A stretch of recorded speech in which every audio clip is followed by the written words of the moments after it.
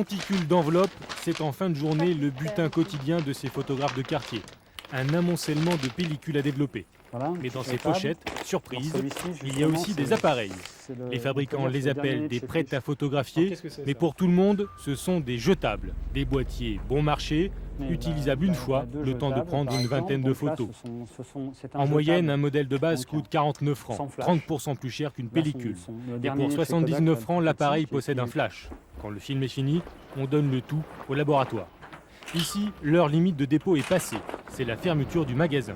La photographe rentre chez elle, mais elle ne passera pas la soirée à développer. Ces gros sacs, elle va s'en débarrasser.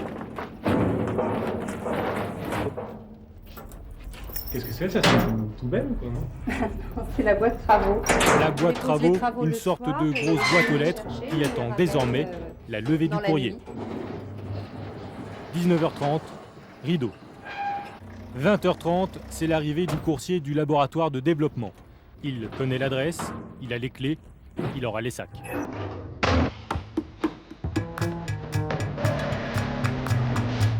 La boutique n'est qu'une étape de sa tournée. Il y a des plus grands clients, Prisuni, La Fnac ou Carrefour. Dans ces sacs, 10% des enveloppes sont remplies d'appareils photo jetables. En 5 ans, la consommation a doublé. La France est le premier marché européen, 6 millions d'appareils vendus l'année dernière. 21h30, arrivée au laboratoire Kodak de Créteil. Ouverture des enveloppes et extraction des appareils jetables. Il y en a de toutes les marques, mais l'inventeur est japonais, c'est la firme Fuji. Le premier modèle est sorti il y a 10 ans, mais le concept n'a pas été protégé par un brevet. Résultat, tout le monde en fabrique sans avoir à payer de royalties. Chef de file des copieurs, Kodak. C'est aujourd'hui le premier vendeur de jetables en France. Mais dans les labos de ce géant de la photo, on développe tout le monde, Agfa, Konica, 3M et Fuji aussi. Pour traiter un jetable, c'est très simple.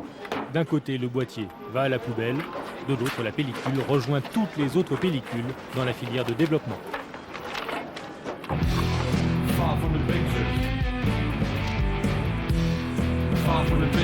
Ces machines sont capables de faire à peu près 10 000 photos dans une heure.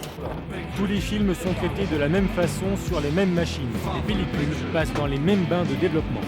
Est-ce que vous savez si ce sont des films qui sont issus d'appareils jetables ou... Alors à ce niveau-là, on ne peut plus savoir si le film est issu d'un appareil jetable ou d'un appareil classique, voire de haut de gamme. Même en regardant les photos, on voit... On ne peut pas le voir.